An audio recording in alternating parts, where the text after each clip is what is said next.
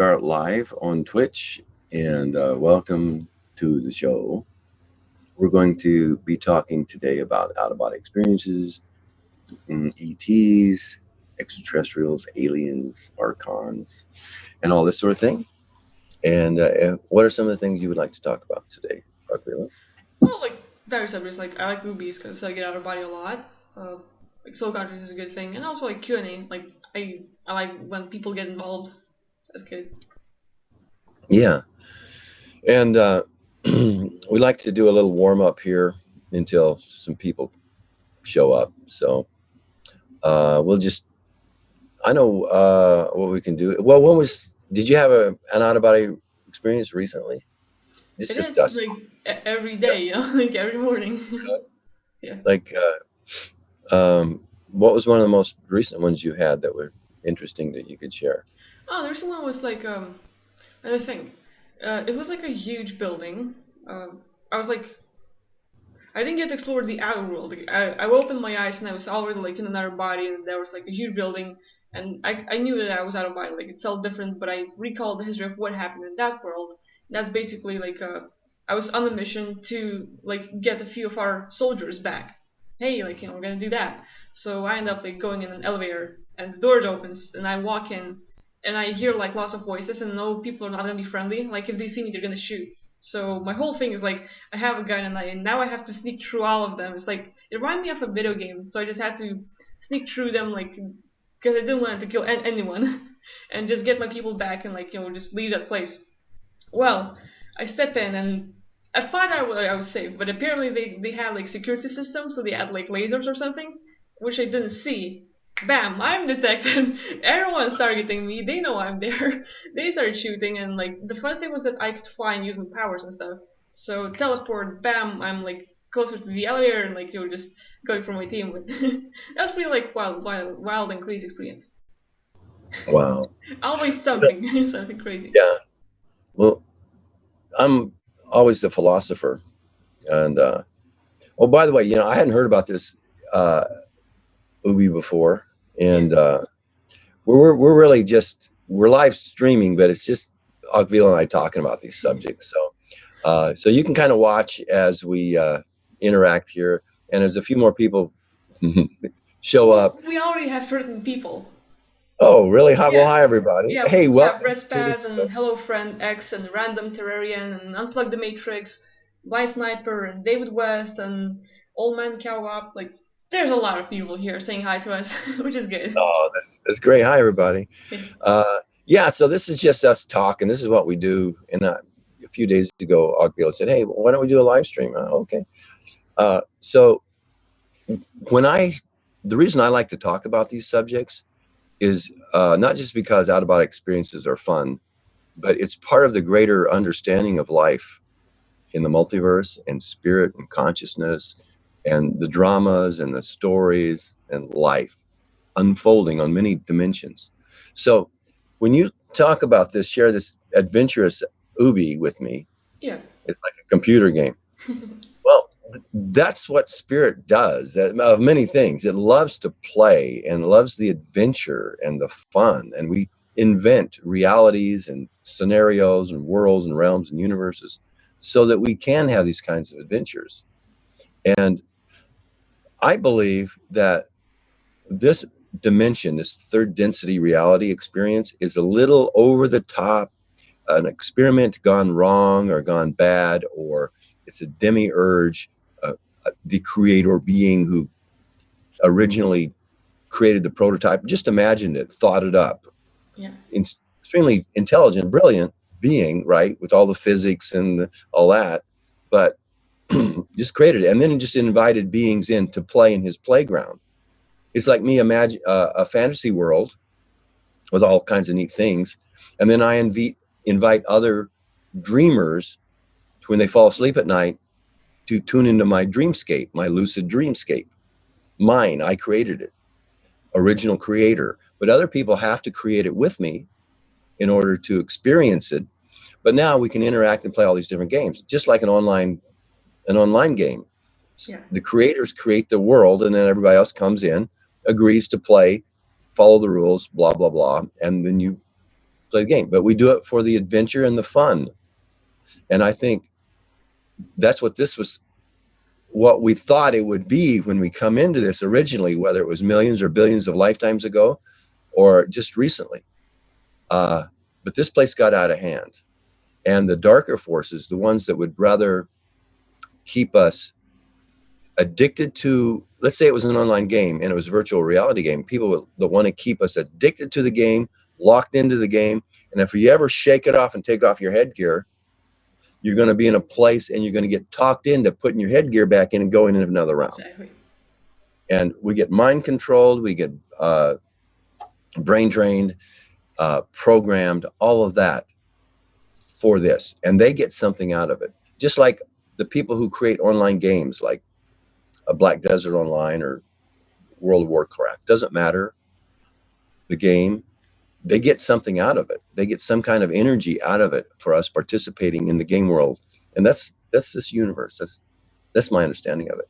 Yeah. And with that said, last thing is that these out-of-body experiences, when people can do it like Akvila can do it, or Unplug the Matrix, he's here today. He has a lot of experiences too. People who can do this understand life with a better perspective and can see that, oh, we play games in different dimensions. That's what we do. Life games, you know, we have dramas, experiences, we learn, we teach, we do all these neat things. And over there is better than over here. Why are we always coming back here? Why is this? What's this about? And you start learning that, and you can develop your own theories on what's going on, why we come back here. Earth plane, prison planet, whatever your story, or, you know, oh no, it's a beautiful, loving, wonderful jewel of the universe, and Earth school, learn a lot. Whatever story you want to attach to your experience, that's how we do it. Yeah, good explanation. So let's oh, go ahead. I'm sorry. No. I just wanted to mention that we have like 33 people here and we have tons of questions. So get yeah, the like fuck out of here, people. There's only supposed to be 10. Get out. No, I'm kidding. Okay. Jesus Christ. That's good. I was telling Agvila earlier, I said, well, hey, you know, if just 10 people showed up, that'd be enough. We're just talking, you know, got an audience. But hey, thanks for showing up. Yeah. Anybody throw out a question yet? Tons. Yeah, we have tons of questions. Well, let's just yeah, so I'll start with John West. Like, he was the first one who asked here on stream. So, were Earth-based souls contracts stored, and what are stored as? Oh, okay. Yeah. Yeah. Okay. I think I got it. Was there no more? If there's more, don't. Yeah, I'll just repeat the question. Were Earth-based soul contracts stored, and what are these stored as? Okay, where are soul contract? Okay, first, a soul contract is a contract or an agreement we make on a soul level, as in before we came to Earth in the physical form. We're in soul form, so soul contract. Yeah. And a contract is just an agreement with another party. You can even make a contract with yourself. But also realize that the word contract is contract. You know, so when you make a contract agreement, you are contracting. You are losing some of your power and ability to move and do things because you agree to certain things that you didn't agree to before, and the agreement kind of focuses. Okay, so yeah, a soul contract. Where are they stored? Well, that's a good question. That's what makes soul contract revocation such a fun game to play. You have to look, where are they stored? So they can be stored in different places, and they can be stored in consciousness, in your mind, in your memories, in your subconscious mind, your supermind, your unconscious mind. But then also the same for other people that you made the contract with, in their mind, their subconscious mind, their unconscious mind.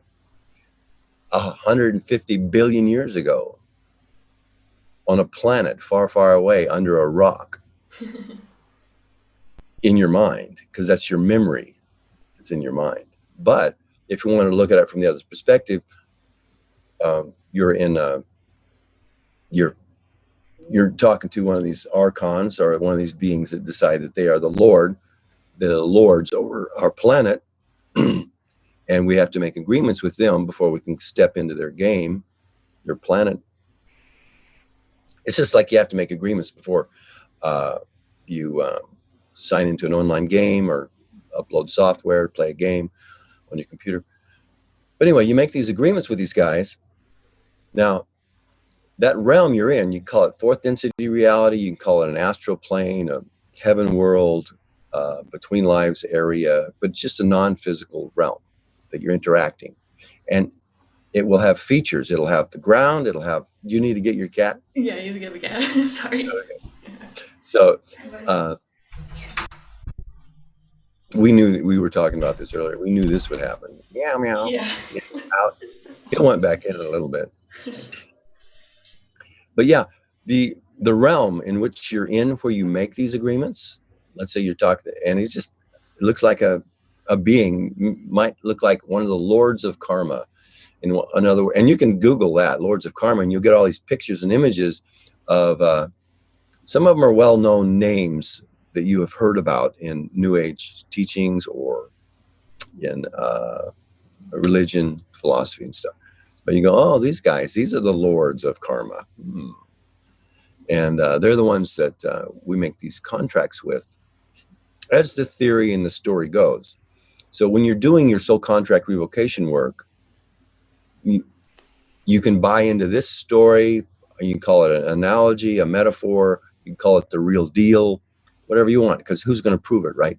It just helps you undo these agreements that you've made. Okay, so where are they stored is a good question, because it's one of the steps on the soul contract revocation thing. You want to know, you find them. Okay, so let's say you're in this non-physical realm talking to these lords of karma guys, and you sign your agreements. You know, it's big volumes of this. You sign. Okay, I agree to all this stuff. And you didn't read the fine print. So it gives your life some guidelines and rules rules of engagement, so to speak, for your life, and that you've agreed to. So they're in your own mind. So they're stored there. But now they've got them. Then they've got them in that big book. Yeah. Well, if you can shift consciousness and be in that realm and world, that's a real book, touchy, feely book. Where does he put it? And then it's wherever you can imagine they would put it is where they put it. They put it on they ship it off to the archive, and there's got millions, billions of these. Or they put it into crystal. They just load it onto the hard drives made of crystalline structures and stuff. And so you can load these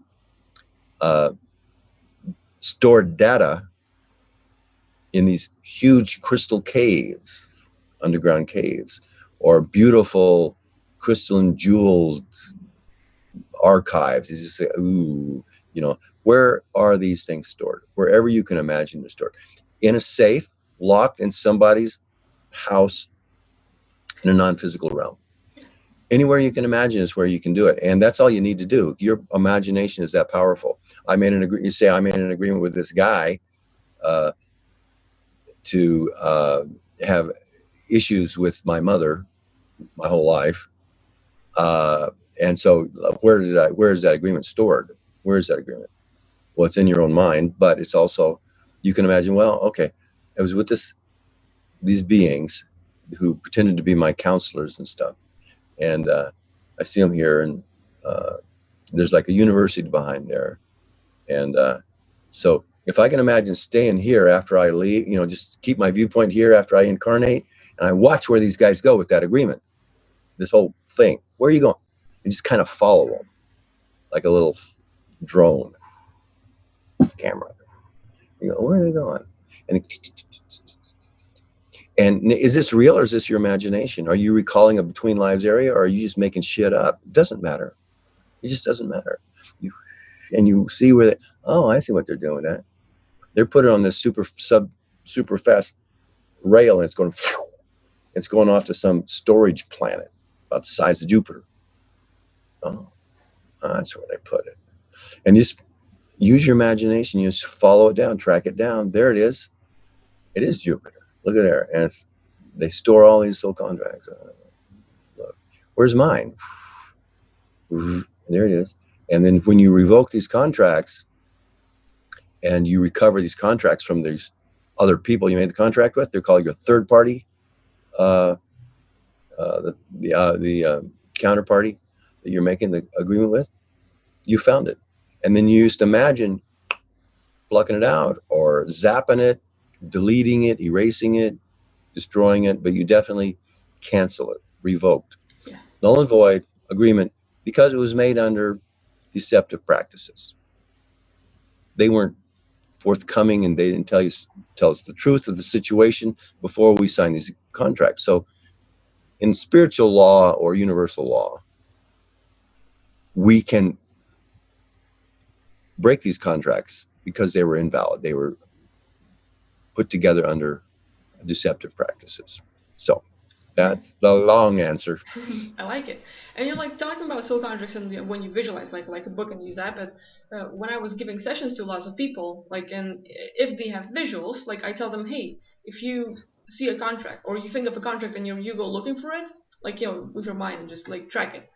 People will tell me, like, you know, they imagine it in the form of a book or a document or a page, and as they look for agreements, and we do a session, we gather up like huge pile of books and documents which are like agreements and where they found their stuff. And when we do the whole revocation process, it's just like deleting, like burning all of them and like turning into ashes, and then we go send it to the galactic vacuum stuff, you know. So it's like people who get visuals, they can see the whole process differently. It really helps much more. I mean, more efficient. Yeah. Yeah. Anyway, we have more questions. But yeah, that was a really good question. Thank you for asking. Yeah. That was good. Oh, and by the way, if you want to learn how to do the soul contract revocation, you can learn over at richwest.net. There's a soul contract revocation course there. Okay. Yeah. So yeah, another question: is simple contract revocation enough change your Earth-based soul contracts? Yeah. There's a lot of work. I mean, you know, I've come up with 40, 50, 60, 80, even 100 agreements in one soul contract session on one issue. Yeah. I myself have. How about you? Tons. Like, if I pick the right item and the issue to work with, and if I spend enough time, like, you know, just looking deeper into that problem, what caused it, and I just, like, the more I look into it, then the more I can find. And I can easily fill out, like, you know, 5 or 10 word pages out of, like, tons of agreements, and I can go easily to 1,000 if it's a bigger issue in my life. And same when giving people sessions as well. So, yeah, there's a lot. And so, like, you know, it all depends on what kind of issue you pick, and the bigger it is, the more suppressed you are by that, so the more you can find in it. I had like people, we're talking about like how much it changes your world and stuff. I had a person who lost their senses, like they couldn't taste anymore, like no taste, no smells, like it just didn't happen. And they weren't working, like doing anything, any medical stuff. They didn't went to the doctor like that. But we did a soul contract session. Like we picked a few like separately. Like, I can't, like, not being able to taste, not being able to smell. And we did like 2 sessions, separate ones, but the long ones, like, you know, 3-4 hour long ones. And after that, like after a week, the person wrote me back like, "Hey, I can smell and taste again." And I was like, "Whoa," you know, like he got those changes. So that was pretty amazing. Yeah. So you give people, I mean, I know this, right? Now I'm going to add for the audience. You give sessions, soul contract sessions to people? Yeah, that's my work. Oh my God, you really? Okay. Yeah. Hey, I've got we're recording this, but I always like to do a backup recording just in case something screws up on the recording. So I've got another recorder just right here. Just all right. Yeah, grab it. Yeah.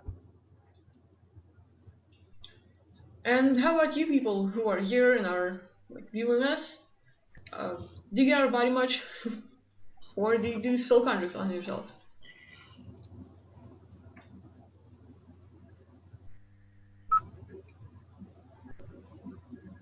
Okay, another big question is, will beings cease to exist in the physical plane once all Earth-based soul contracts are removed? I don't know. If it's more like it's you're a free being. If you start removing these, canceling these agreements you made that are limiting you. We make lots of agreements that don't limit us, and we do it all. Hey, I'll see you at lunch tomorrow. I'll see you this summer. We make agreements all the time, and that's okay. And there's nothing wrong with making agreements. It's the limiting ones that we wished we hadn't made that we can cancel or revoke. And so if you want to be here in the physical world, then that's your right and ability, and you can do that. And if you want to leave, that's your right and your ability to do that. Theoretically, doing soul contract revocations can help you get out of body. I've done some research on that, and it does help. Now, has it made me an expert get out of body every night kind of person like Aguila? No. But it does help. There are many factors involved on many levels, but it just by doing a lot of soul contract work, that alone won't make you not be able to be here if you want to be here. And if you want to get out, it's probably going to help a lot. And also I have the OOBE boot camp, out of body experience boot camp. Yeah. Another course I have over at richwest.net you can check out and do. And but yeah, did that answer the question? I think so. Like, revoking all of your agreements, will it help you to cease to exist in the physical plane? Yeah, if you want to cease to exist in the physical plane, it's just, that's another kind of way of just saying not be here, be somewhere else. Yeah. Cease to exist, in Texas. Sounds dramatic, but no, I just moved from Texas. That's all.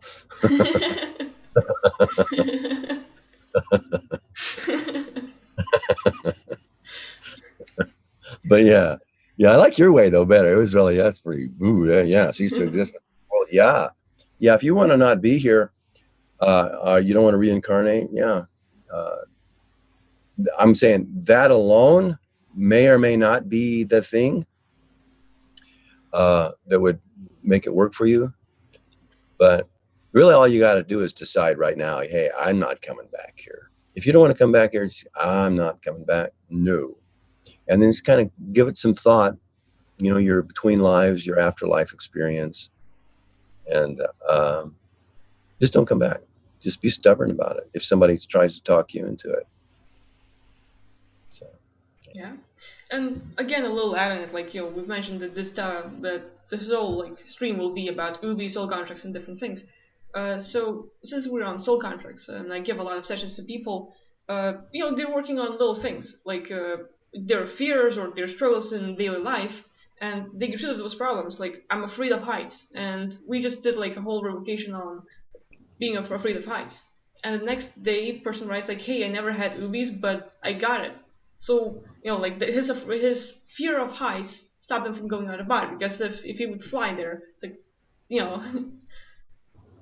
Yeah, I can see the relationship. Yeah. So little things, simple things that we would even not think of, but it keeps us from getting out. So once you get rid of that, bam, you're out. No limitations there. Right. I think a key to doing the soul contract revocation is choose your items wisely. Oh yeah. Because there's tons of items. You could spend your whole life almost probably doing soul contract work. So you pick the issues that are most pertinent and most bang for your buck, more basic, all inclusive, or if that's where you're going, or maybe there's a specific issue you have with a specific person, and you can just do soul contract revocation, pull up all the agreements you've made with this one person in this life and between lives and earlier lifetimes, and it's kind of explained better on the course. But yeah, so there's different ways you can approach. You can use it as a tool, different ways. Yeah. And another thing I would like to add is that whenever people choose their item to work on, they need to make it very small and clear. Like, okay, I have problems with my health. No. What exactly? Like, do you have myopia? Is your spine like, quirky? Or like, what's up? What's up with your health? So you have to like name it exactly what it is. Like, oh, well, my toe or like my finger like aches, like this one, like it's my thumb.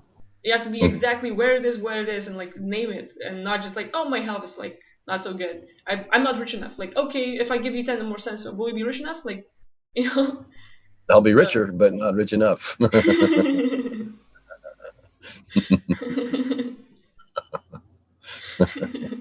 start somewhere. Yeah. No, okay. Yeah, let's go to some other questions, unless you had more to say on that. Yeah. So David West is asking, could we talk about, just share our opinion on people like sharing like, the dinosaurs and world wars and history, like, has it ever existed before us, or like are they giving us the history and like, the dates and stuff that they want us to believe in? Well, that's a good question, and it's there's two answers to that. There's the usual normal makes sense answer, and then there's that super deep. David, just go deep or regular. Go super deep, like as deep as you can. That what he's asking? Is he saying? Well, no, like he's not saying Oh, that. we have just your a thoughts, latency. Yeah, it's such a latency on this stuff. It's like. But yeah. Let's go super deep. Okay, here's the creepy thing about that. Most people don't really consider this, but it has to do with time and where we are right now in the time stream. And so if we're talking about what happened in our ancient history, yeah, dinosaurs, yeah, dinosaurs, you bet, dinosaurs. But before dinosaurs, there were other ancient civilizations on Earth, advanced. They come and go. But from here in present time, we look at our future, and depending on the decisions you make, your future is going to be different into the future.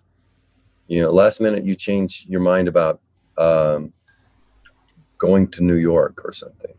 Yeah. And your whole life changes. But so we can imagine different futures for planet Earth.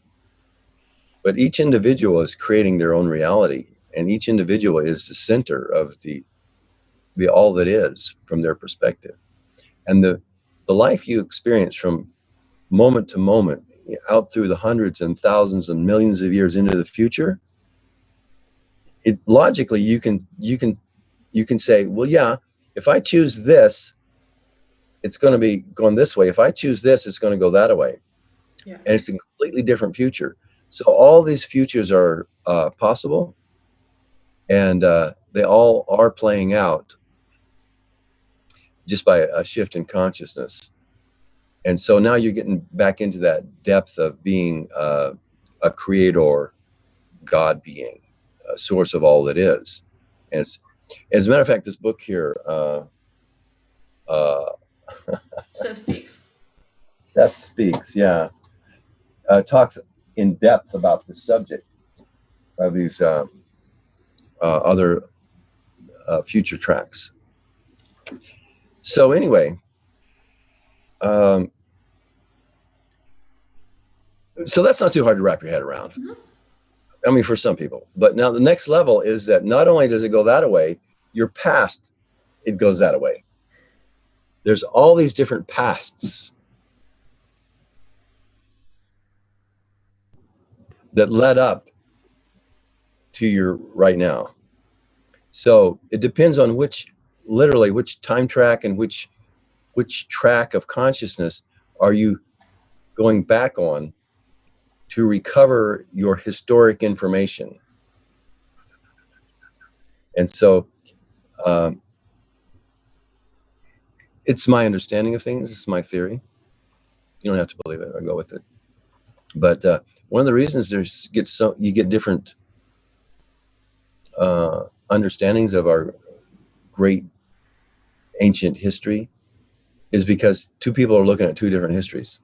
They're looking in their own consciousness, or they've explored, they figured it out one way or another, and they're sharing their story of what the history was. And it's different. It's because there's different tracks of history, just like there's different tracks of the future. Yeah. Like seriously complex in that way. And another reason you get fake histories or different histories is because whoever's ruling the world will change the history books.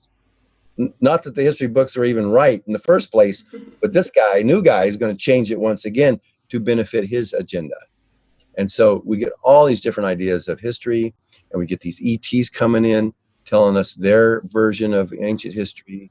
And it's just like, you know, ultimately you get to choose what you want because it's gone all the way. So you form your story of where you're at now, where you're going, and where you came from.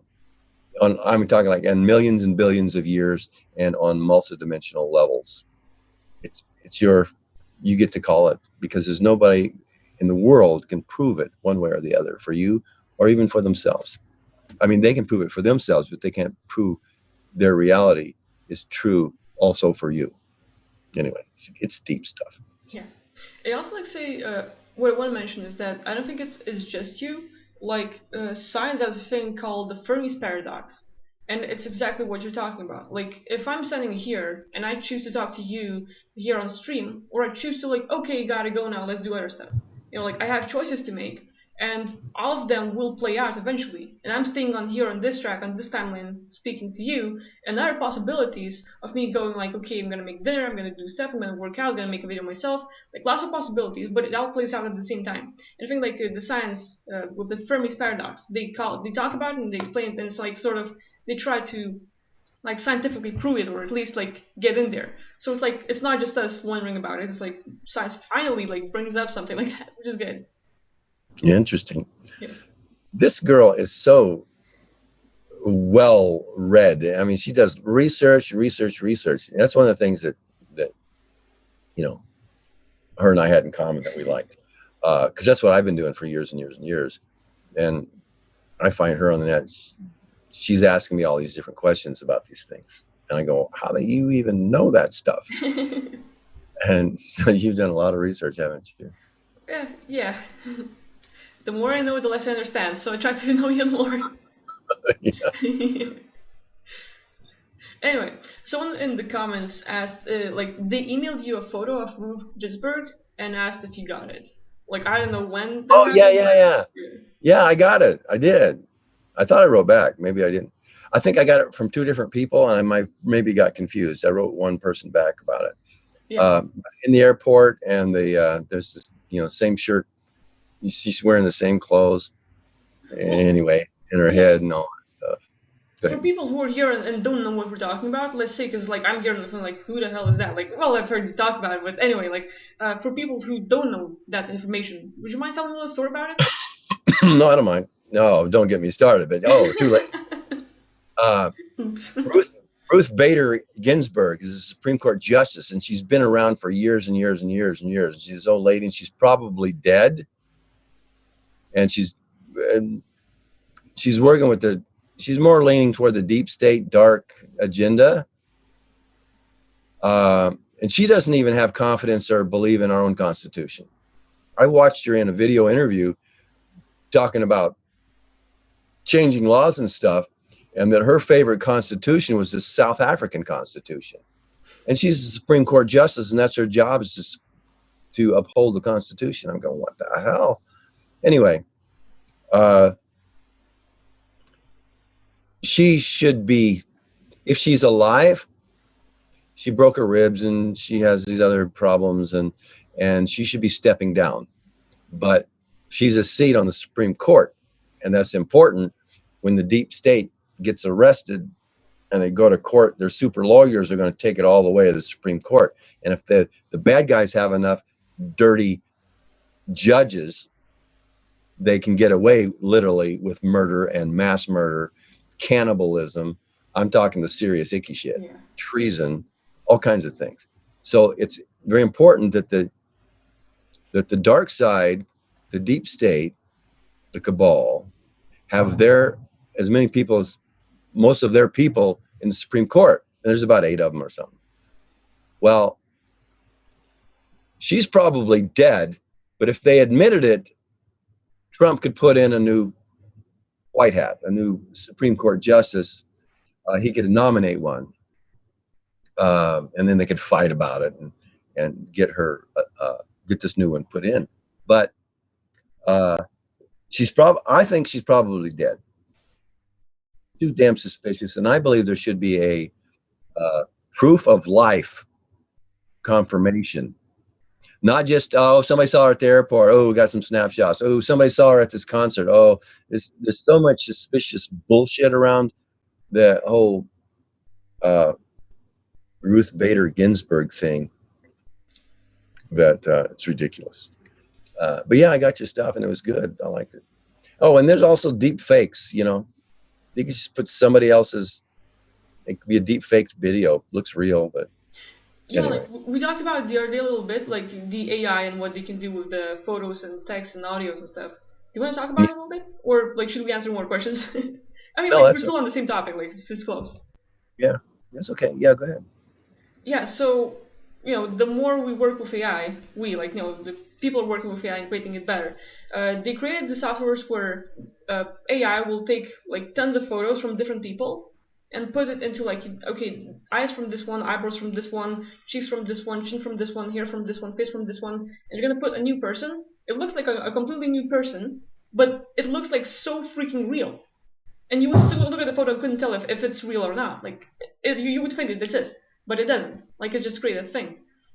So photos, one thing. Then we have videos where you can like have a president of the United States or Putin or some other celebrity or whatever, and you would have a video of you here, so you would talk and mimic, and that thing will like take out your lips and your expressions and put it on the big person that you want to think. So now you can fake videos, you can fake photos, and we have audio. So now they will start recording our audios whenever we talk, and they will like get our like volume and how we like express ourselves and stuff. They'll pick our like manners of talking, and after like a few minutes of listening, they can create speeches, and now your voice will be fake. Like they can put your voice on any text, and it'll sound exactly like you. So bam, your voice in someone else's video, and no difference. Yeah, I watched that. I think it was a TED Talks thing, and it was a demonstration. Adobe, the Adobe, software guys. Yeah. They were developing this. It wasn't a speech recognition software. It was a speech emulation software or speech synthesis or synthetic simulation. And so they'd have this guy talk, and then the software would turn his speech to text, and then you could change words in the text. Just delete the word, I like your new shoes. And you can just go in there and delete the word like and hate, type the word hate, and then play it back. And in that guy's same fucking voice, everything exactly the same. I hate your new shoes. Wow. It's very sophisticated. Yeah. They stopped working on it. They stopped working on it. Sure. Stopped working on it. What they mean is, hey, we're not going to give this to the general public. We didn't mean to bring it up. The bad guys told us, or the deep state. They said, no, we want that. Don't be telling people about that shit. Oh, that's what I believe. That's my spin on it. Anyway. All right. So regarding the subject, the other day we were talking about AI. And then, when can you tell the difference between AI and a sentient being?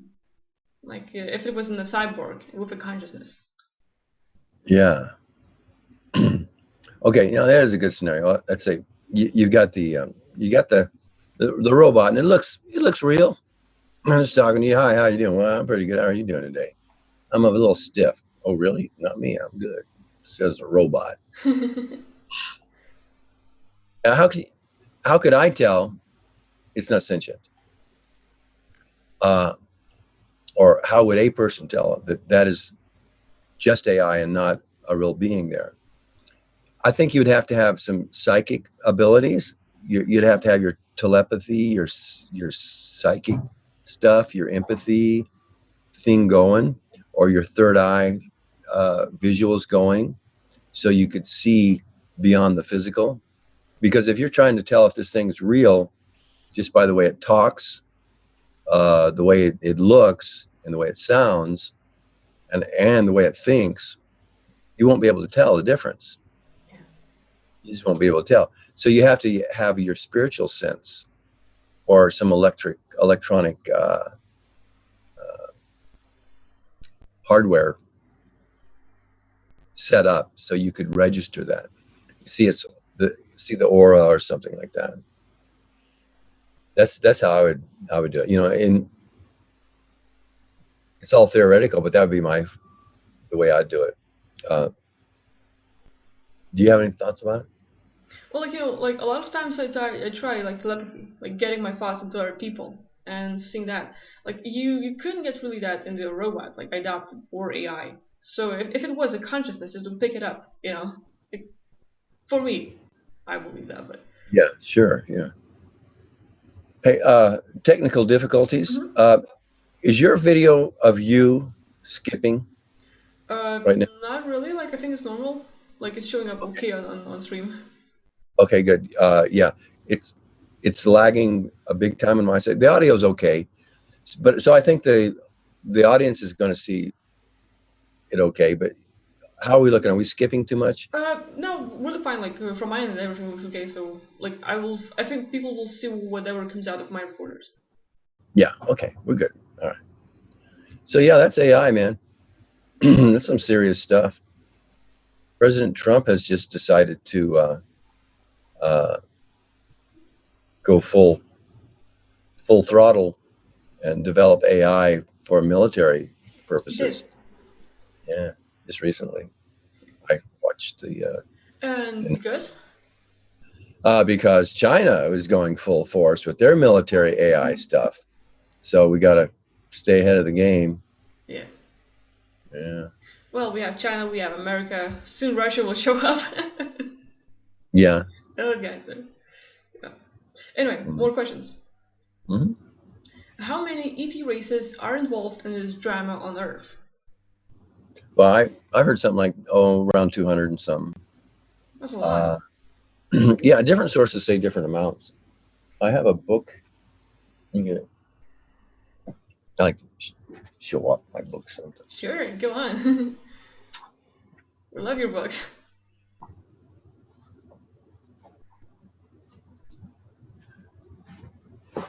So this one here, is that mirror image or straight? It's straight. Yeah. Oh, good.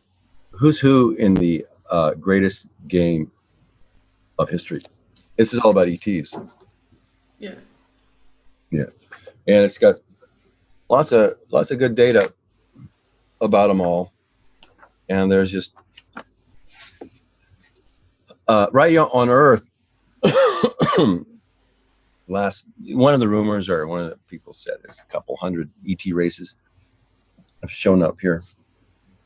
The big players are the Nordics and the Greys and the reptilians, and there's different levels of reptilian or lizard types. Some of them have been on the planet for millions of years, but hey, who's to say humans haven't been on the planet for billions of years?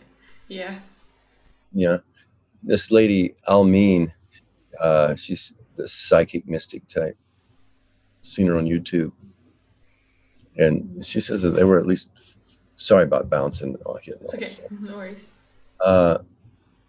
There's been 5 really super advanced civilizations on the planet, and you know they thrive for thousands or hundreds. I don't know how long they survive, but then they get destroyed, and then time goes by, and you got ETs coming and going all the time, but there's the humans on the planet, and they come back, and super good, super wonderful civilization, and it gets destroyed. This is like the 5th time.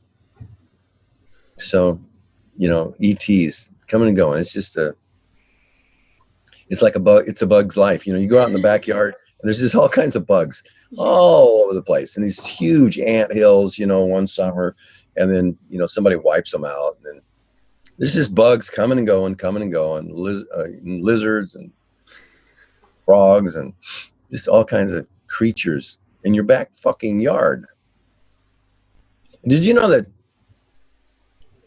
on these super microscopes, fleas have fleas? I mean, if it's the size of a flea, there's little micro bugs like this, and you can zoom in on that bug like that. It's big, like, and then it's got little bugs on it. It's fucking, it's disgusting. You know, the amount of life. It's just amazing. Wow. Yeah. So yeah, about a couple hundred ET groups. Wow, that's a lot. And speaking of ETs, what ET race is primarily in control of the amnesia machine? I think it's the reptilians. You know, it's a generality, the reptilians, but there's one predominant reptilian race. That's their game. Control and domination of the galaxy. It's a war game. People buy certain computer games. Why? Because they want to. The idea is to control and dominate and win the game. And you go to the computer store and you buy the game because what are you feeling? I'm feeling like I want to play a game where I can control and dominate everything. And just kill and plunder and destroy. That'll be fun. Just blow shit up. It's even better. Oh, good. Everything's destructible. Yeah, it's great. And more blood and gore. Heads explode. We love these games. We'll just take it a step back. There are beings, these powerful civilizations out in the galaxy and intergalactically. They love that game in the physical world. That's what they're doing. You're playing control and domination on a massive scale. And it's the reptilians is one. I think they're the dominant ones. Yeah, makes sense. Mm-hmm. So and they would have control of the amnesia machines, the grid around the planet, and that keeps people when they drop dead from breaking free and getting through the grid. The grid has a lot of holes in it now, so people that feel like they have to do linear travel, they can go through these holes in the grid. And we can even punch holes in the grid with our imagination. Just imagine, do a meditation or just a relaxation technique, and imagine shooting a powerful beam of white light, loving energy to galactic core. Yeah. Connecting to the loving beings at the galactic core who are into freedom and liberation and awakening in consciousness. And that beam will burn holes right through that fucking grid. And it's been done time and time again. So there's a lot of holes in that fucker now. So people can escape through those holes when they drop dead. Don't go to the light. Go to that fucking hole in the grid. But there are other people that don't have to travel linearly. They can teleport, or like wink out of here and wink in over here. And they don't have to worry about a barrier, electronic or grid barrier. That's my understanding of it. Good. I get it. All right, so we have so many people talking that like a lot of comments and questions really going up. So I have to catch the last one. And what's the longest amount of time you and I have spent in the astral realm? I spent a couple of days, not so much relative to this guy here. How long have you spent in one out-of-body experience in one night? How much time did you experience over there in one human night? Yeah. So while my body was asleep, like for 2 or 3 hours. So those 2 or 3 hours here on Earth, I spent 5 years out there. That was freaking crazy. Like I could recall, like I go to another place and I could recall everything that happened before I went there, like off the body, like all the experiences and stuff, and then I move on and had the journey like of 5 years being in there. And I wake up and I'm like, wow, I'm tired. I wonder why. But yeah, a lot of things happened there. Wow. Now, are you a soldier over there, or an agent, or Are you part of a team, or you're a loner? How does that work? Like depends on the plane the place in the realm that I go to. But like, let's see, the place where I was like for 5 years, I would say like somewhere in the middle, like a soldier or an explorer. Like the realm over there was humongous. Like I love those places. The bigger the world, the more fun it is for me because I love exploring like everything. And so like the world, like, I mean, what I love about it is that it's huge, but you can like it's like remind me of a video game where you go from one place and after like some kind of border it starts like snowing or something and like it shifts, right? Like in real life. But it was so huge that like the plantations over there or the whole nature was like moves from like something Earth-like to something like completely alien. Like whoa, what's that? And you move into something that's like not like zero things. It looks like a death planet. So like. Uh, the variety of experiences there is like great, and at the same time like wars and going in spaceships and going underground and like visiting other planes and stuff. But yeah, that was a real experience there. Wow, that's amazing. It's good stuff. That's real reality, man. It's multidimensional, and these places totally exist. And you can learn how over at richwest.net. You sign up for OOBE boot camp. Yeah. So another question: can the archons kidnap our astral bodies and put them in chambers? Mm, kind of, yeah. Is it that bad? Mess with us in the dream state, and they can mess with us when we're out of body. People, I think there's ways to get around it, or it doesn't happen to you, because it doesn't happen to me. It doesn't happen to lots and lots and lots of people. But there are some people that, yeah, they get messed with in Yeah. the astral. They get abducted in the astral. They're on a spacecraft with a bunch of grays laying on a metal table. It's not the physical world. They're in their astral.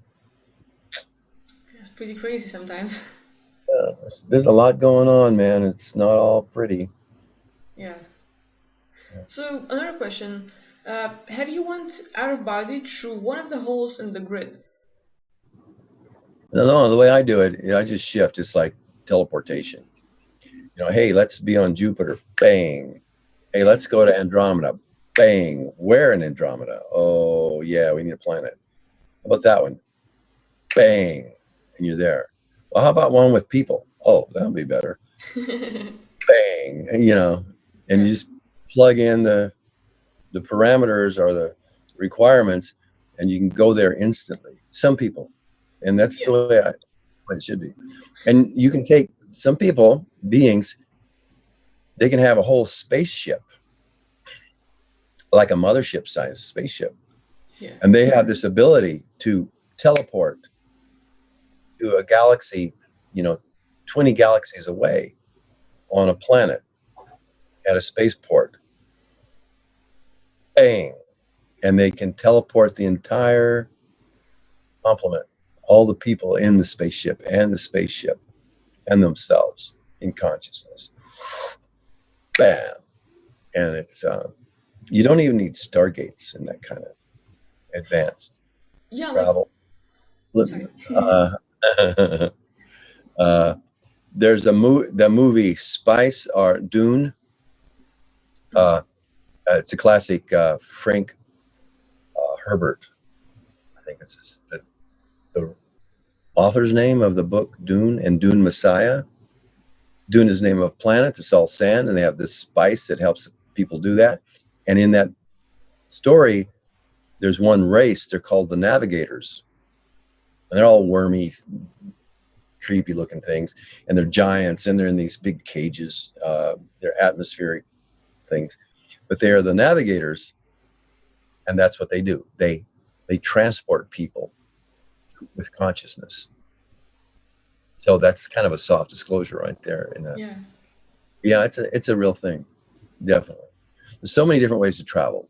That way, I teleport way. There's the portals, stargates, that sort of way, and my rocket. New York taxi. Anyway, go ahead. You were going to say? Two things. Yeah, like my whole life I've been training to be a listener, and here I am watching Gary Vee making my own videos, and I'm like starting to interrupt you, like I'm picking patterns from him. Like, uh-oh, something new. But going back to the topic, I think like a lot of people think that whenever they go out of body, like they're laying here on the bed and they go out of body, so for them they believe that I assume that most people believe that they will wake up and get out of body, like they will sit down or like float above their body, and that's like, oh, so they're out of body, they see themselves like laying on the bed, they're in the room, and now they're gonna go out like outside and check out Earth. And for them to get out somewhere away from Earth will be like looking for that hole in the grid around the Earth or whatever, based on their beliefs. But like, I would say like not necessarily. Like, just change your beliefs, and when you just think of a place that you want to be in, like wherever you feel like it, where you address it, and just think of that, and putting an intention to traveling there will simply teleport there. Like no need to fly around looking for that hole in the grid. Like just one thought and you're gone. Exactly. Yeah. Most of my out-of-body experiences are that way. I'll lay down, go to sleep, and later I'll wake up in a different place, wide awake, and go, oh, I'm here. Yeah, like similar for me, like probably 99% of my OOBEs will be like me opening eyes, and here I am, like I close my eyes here on Earth, on the physical body, and next time I open my eyes, I'm in another body, and I remember the whole history or everything that happened before I got there. So now I have memory of that place, and I just continue my adventure wherever I am with full consciousness and like, oh, I know what's gonna happen. I mean, like what happened and what I can do or what I need to do, and I can always stop the whole process. Of like, no, fuck you guys, I'm gonna do my thing, just do something else. But you don't necessarily always wake up from your bed and just go exploring from there. Like in my opinion, like that's what happens for me. Yeah. Yeah. Anyway, like yeah, we still have lots of questions. Yeah. Yeah, we have Lunar Fox. He actually subscribed to us, so thank you, big thank you. And anyway, he has a question: why do I keep having actual experiences of my friends and family and all citizens in the area seemingly being dead or robotic and not there? Again, please. Yeah, he or she, they keep having actual experiences of their friends and family and all citizens in the area seem like that seems to be dead or robotic. Their relatives seem to be dead or robotic. Yes. Over there while they're having the experience with them. Yeah. Like rocking around like zombie-like, I guess. Yeah. Dead, or just laying there dead on the ground. Well, more like not conscious or like alive. Oh, okay. In that sense, Yeah. Well, it could be different things, but they either are that way, or you're in a version of reality that your experience might be manipulated or influenced by some dark forces, and they're throwing you into a scenario where, let's say, you would be interested in visiting your relatives and you're seeing them dead or like zombie-like, like they're not really at home. Yeah.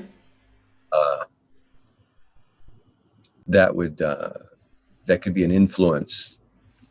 These beings on the other side of the veil, they like to program us, have us programmed, and keep us from wanting to go out of body. So this could be a thing, like your true relatives may be in a really wonderful place and you're reaching and trying to get to them, and you're having these interference kind of OOBEs as a strategy to discourage you from even trying to see your relatives. And it's all sucked, it's all fucked anyway. I don't.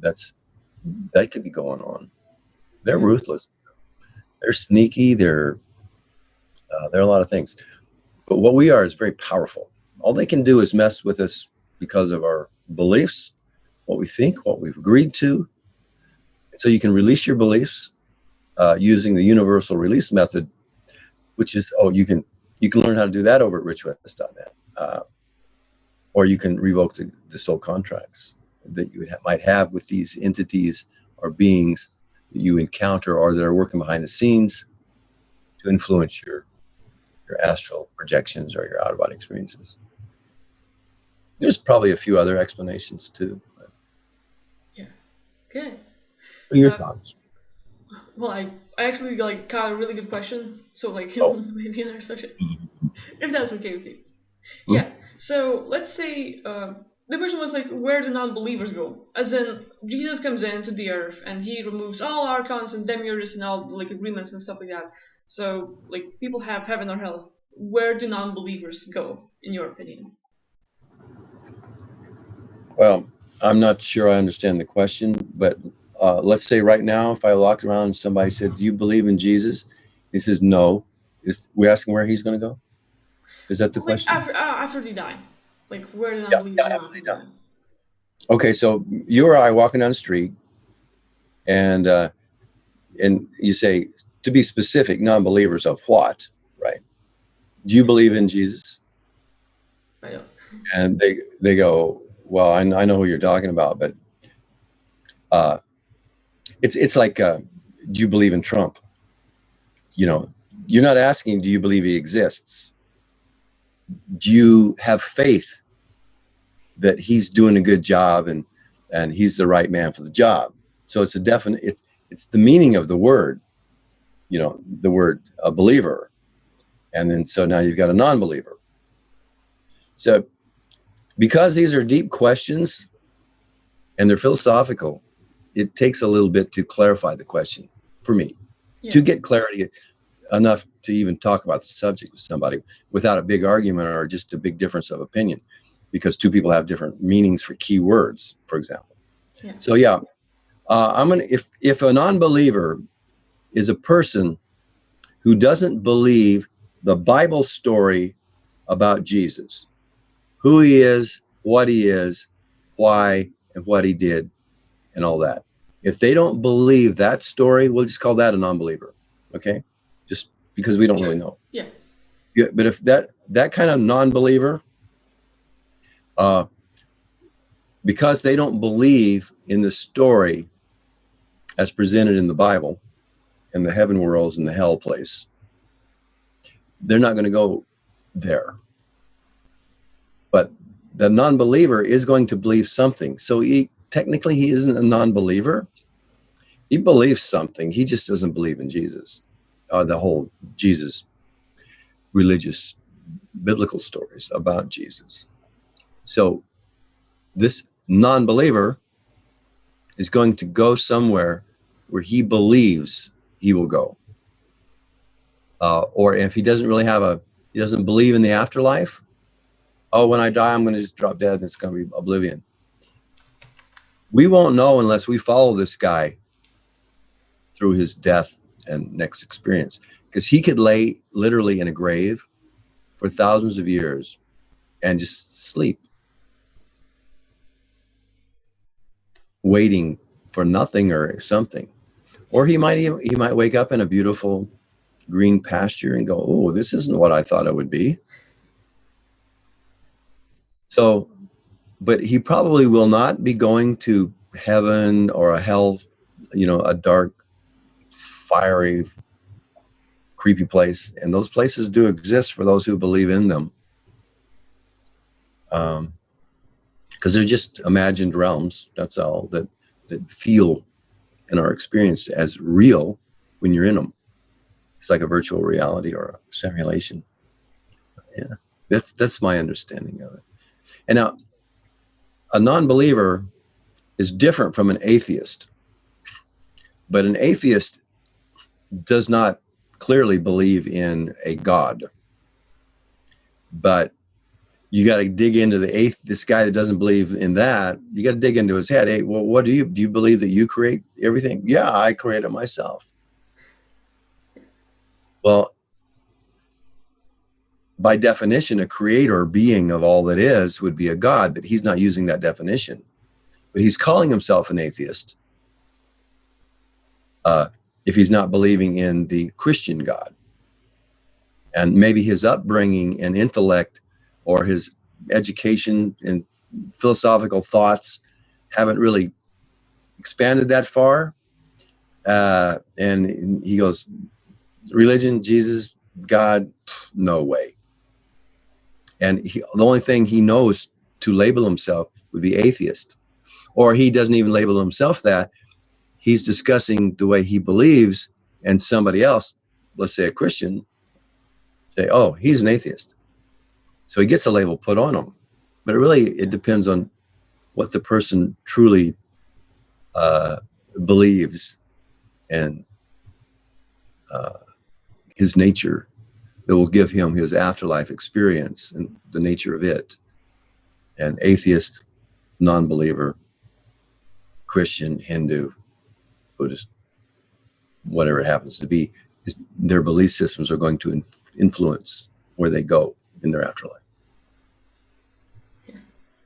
And like a lot of atheists also like deny God and his existence. So like they believe in like, let's say, Big Bang theory and like the evolution, like Darwin's thing, you know. Mm-hmm. But yeah. Big topic, right? Yeah, it's a big philosophical topic. Good stuff. It's a great question. Yeah. Where do you believe you'll go after you die? I'm going to go back to this one particular reality stream. It's a greater reality. It's like this reality universe with all the stars and the planets and all that stuff. I don't believe in the dome with the projected. Well, that's another long story. The flat Earth, the dome, holographic planets and stuff. Yeah. Let's just not go there right now. But okay. I believe it's possible to get beyond that. If that were the case, one can get beyond that, and then there is a universe there with galaxies and stars and beings and all this. But on other different planes, alternate realities and higher dimensional planes that are similar to this one, but higher vibrational. So there's one in particular, I call it the greater reality. Probably go back there as an explorer. Yeah. And also part of a particular group that I've met while out of body. I met this group, and I love the exploration and the teaching. Go someplace, learn about it, come back, teach those that haven't gone there, and then learn from them, from what they've been doing. And it goes beyond make the world a better place. It makes, it's make the multiverse a better place. Oh yeah. Yeah. Good one. So another question. What can you tell us about the solar flash that is coming up? Oh, I don't know anything about it. Solar flashes in the past, I've looked at those, but there's a new one coming. I better Google it, man. Yeah. Right, another one then. And how are you doing, by the way? Okay. Okay, good. Maybe we can go about another. My throat, I got a sore throat thing going classically, right? On the day we're doing a stream. But I'm good till at least 11:30. Sure, okay. Do you need a cough drop or something? Why, thank you. I have one right here. I think I'll. Okay. Come prepared, right? Yeah. All right. So another question. What are your thoughts about the Bermuda Triangle, and is it a portal or another dimension? I mean, is it a portal to another dimension? Yeah, pretty much. Pretty much it is. It's one of these ways to travel and shift. It's more of the mechanical or technological things. It's built and then put there. So for people like who haven't heard much about it, or like, hey, Bermuda Triangle, cool, like lots of mysteries there, I don't know anything about it. For example, if there are people like that here on our stream, could you tell us a story about that, like just your take? Yeah. The Bermuda Triangle, I think it's an island of Bermuda, but it's out in the Atlantic Ocean, out past Florida and off toward Europe and Africa and all that. Just kind of go that way. Yeah.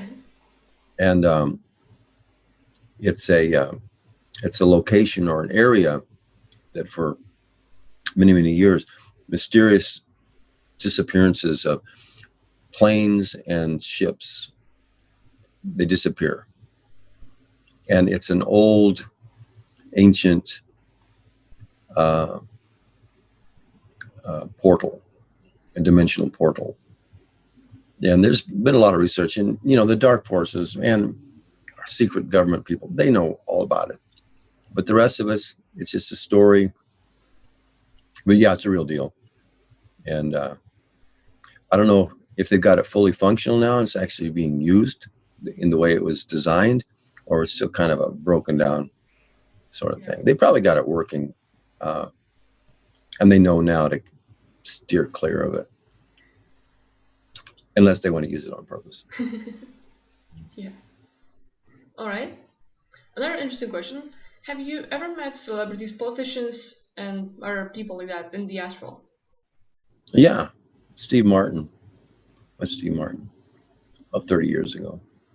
He's a comedian, a popular comedian in America.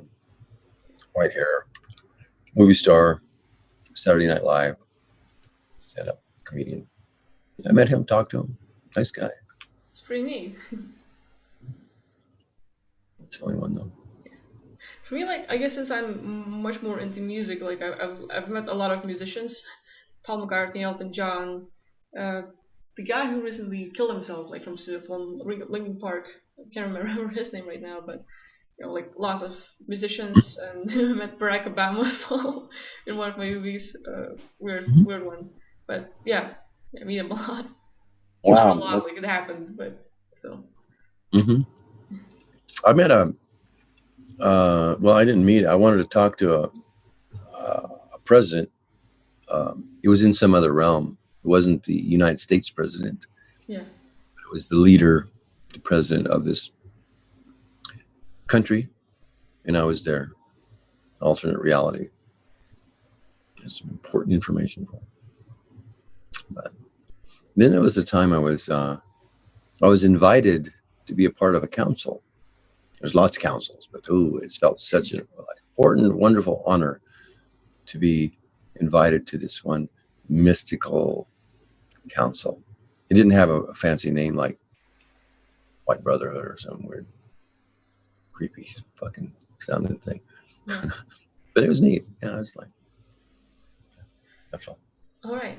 So another question, like I don't see the question mark, but it starts with a could, so yeah.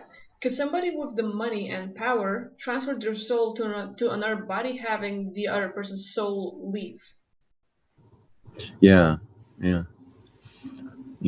have to be well connected with the dark side, and the cabal and Hollywood it'd be helpful. But the real masters and the controllers in the Hollywood, they do that to the celebrities, and the celebrities can be multimillionaires. So you need more than money. You need to be connected. You got to be high up in the evil of it all. Oh man, yes, it's done with technology, advanced technologies from extraterrestrial sources, and consciousness transference, definitely a thing.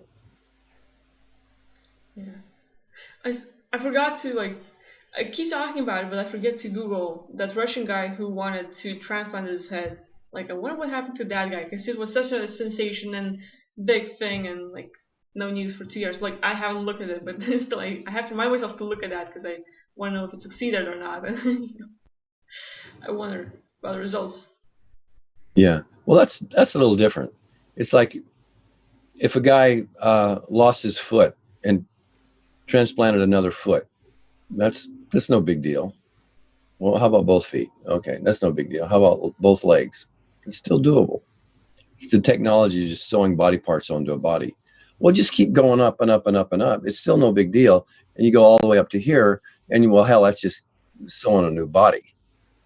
You're not sewing the body onto you're not sewing the body onto, let me say it one more time. One is not sewing their head. No, I think you get it. But, you know, it's two ways to look at it. But yeah, you're just adding a new body to the guy that's already here. He's not going anywhere. He didn't do anything. He is in his physical body, attached to the brain and the mind and all that stuff. And he can go out of body, but he comes back. So we've got this guy in Russia. He probably every night he goes to sleep, he's going out of body anyway. But now this is his body. He's got dibs on it. This is his head. That's all he's got left. And he would like to, when he comes back into this head, have a body to go with it. So well, let's see if we can find a body that the head is not available anymore. And let's just sew on a new body on this guy.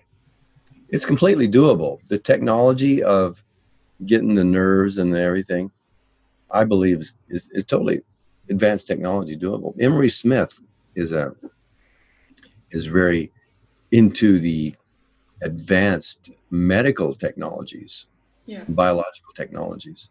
So people can find him on YouTube, Emery Smith, David Wilcock, find out what he can do. And you just put all this stuff together and go, yeah, you can sew a head on a body. Why? You know, but you could also transfer the guy and just put him into a new body too, or a clone. So all that stuff's the real thing. I wish more people knew about this stuff. Yeah. Well, we're talking about it, so it's a start. Yeah.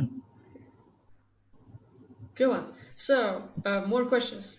Can a soul inhabit a machine's body? Yeah.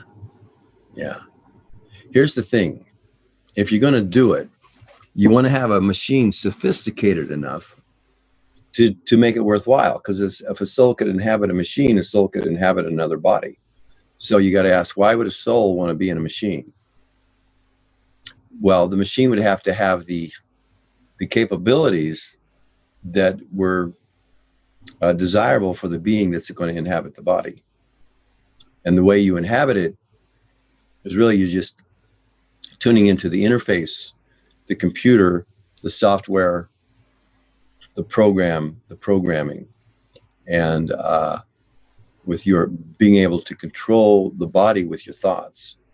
And the way to control the body with the thoughts is to control the software or the computer system or the robot mind. Yeah. The robot brain. The brain controls the motor functions of a physical body, and a computer brain would be in a robot body would be controlling the motor functions. But the mind is the interface between the spirit being and the physical brain, mind interface, software, hardware, operator. So for a being to inhabit a robot body, an android or whatever you want to call it, it would have to be, the being would have to be sharp enough to use an interface, the software or the technology that translates thought energy into electrical impulse in such a way as that it can control the robot body. But yeah, it's doable. Pretty neat. And you mentioned that in one of your OOBEs you were like actually in the cyborg's body. Consciousness. Yeah, it was a past life recall, past life insight. I've been in a few that I can remember, three different ones. That's a lot. Yeah. One was a cyborg, a lot of human body parts. It's synthetic, but it actually had a human, like from food, swallow, yum, digest food. That was human. That was the real deal. So you get all the taste and the smell and all that. But they used to experiment with that stuff. They still do experiment different ways to make it work.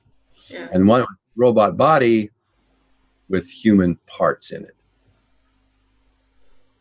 So yeah, there was that one, and then there was the one where it was more of the robot, the mechanical steel kind of robot.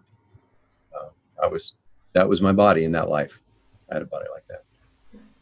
pretty neat. And I feel like it's more impossible today because like right now, like to create that sort of body, because like we can 3D print the organs and they're doing it a lot and it's working perfectly. So Yeah. drop the organs and robot body, and there you go. Mhm. Anyway, another question.